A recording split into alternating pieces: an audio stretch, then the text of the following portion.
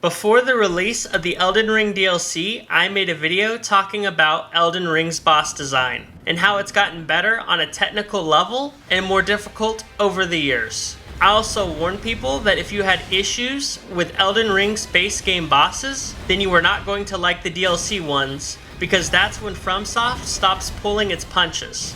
But something that I did not expect and have been amused by are all the people complaining online that the DLC has been made too hard and that they get killed too fast. I've heard about level 400 characters getting 2-tapped by normal mobs, and how the bosses attack too much, not giving players enough time to counterattack and heal when needed.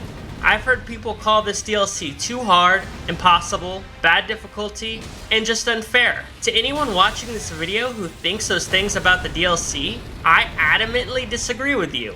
And you need to realize that FromSoft was never going to let you or anyone walk into their DLC and steamroll it like you're playing Skyrim on easy. That's just not how they do things. Now, the first thing that I want to talk about when it comes to this new DLC is the bosses. Like I expected, a lot of people have called the new bosses in the Shadow of the Erdtree DLC unfair, poorly designed, overtuned, and too aggressive. Now, I haven't beaten all the Remembrance bosses yet, but I have done 7 out of the 10, and honestly, the bosses are fine.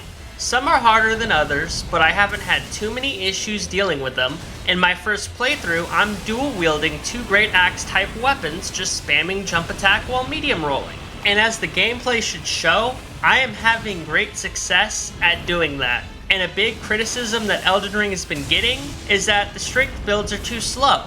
But in this boss fight, I'm having great success with it.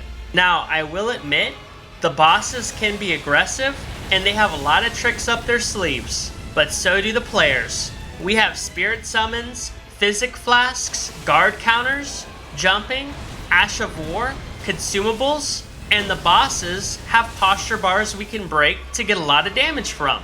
I personally have been abusing the posture bar system on these bosses, and I've been seeing relative success from it. So if you are struggling in Elden Ring, use the tools and the mechanics that the developers have made for you. There is nothing wrong with using Spirit Ashes or any other tool in the game. Elden Ring isn't Dark Souls. The bosses are more advanced, and they have more complex attack patterns. You no longer wait for your turn. You have to make your own attack openings. The DLC also introduces new mechanics, like the new leveling system, which I'll go into detail about later. So if a boss is killing your level 400 character with 99 vigor, maybe you should learn how the leveling system works and try to maximize it instead of hitting your head against a wall, refusing to adjust to the new rules of the game. And I'm not trying to be condescending or an a-hole about this. Instead, I'm saying this stuff out of experience because I made all these mistakes too. My first playthrough, I spent 2 hours fighting Margit under-leveled instead of exploring the open world, and when I found Margit's shackle, I was too proud to use it like an idiot. The next topic that I want to discuss that people complain about is the DLC's difficulty scaling. When you get into the DLC for the first time, you are essentially being debuffed. You do less damage in the DLC than you do the base game. You also take more damage from enemies too, and your summon spirits also get debuffed. The reason this is the case is because FromSoft doesn't want you to steamroll the DLC when you first try it out. They want players to explore the new land that they spent 2 years making, overcoming the new obstacles like bosses that they've created, and to try the new stuff like weapons, armors, and spells.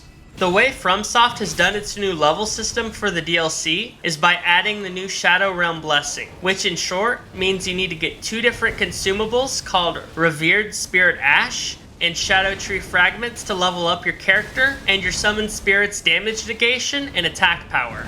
Essentially, you level it up like how you level up your tiers. One cool thing about the system is when you first enter the DLC, it debuffs you. But once you level it up, it stops being a debuff and becomes a pretty good buff instead. I noticed that when I was Shadow Tree Blessing 9, that I was doing significant damage to the boss I was fighting. Even more than what I would do in the base game. So there is definitely an incentive to use the new game mechanics because it will make your experience of the new content better and less punishing. But if you don't want to, then just like any other challenge run, it's possible to do, like fighting Melania Rune Level 1. I don't mind the new leveling system that is exclusive to this DLC only, because it keeps the game challenging, and it gives you a reason to explore the open world of the Shadowlands, past looting, and just plain exploration.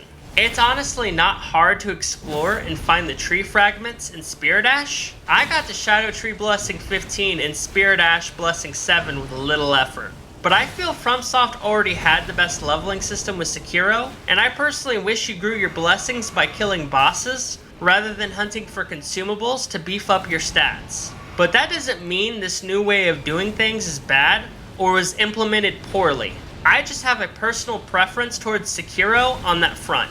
Now, to the last topic I want to talk about, I saw that the Steam reviews for Elden Ring went from mostly positive to mixed, and past its too hard complaints. What are some issues you PC players have had to witness?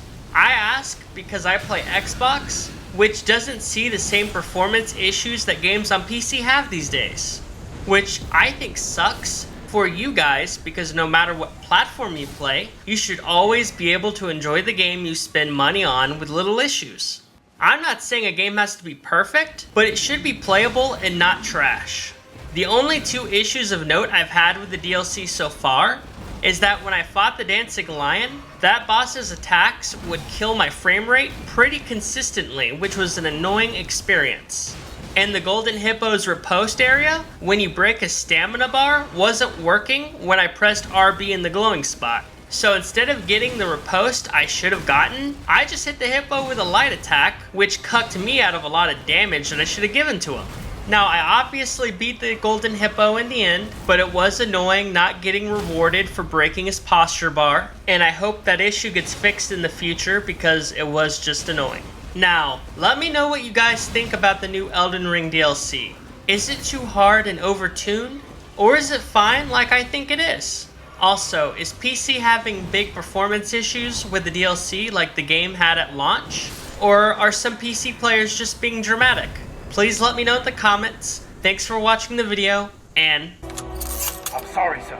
It's time for you to leave.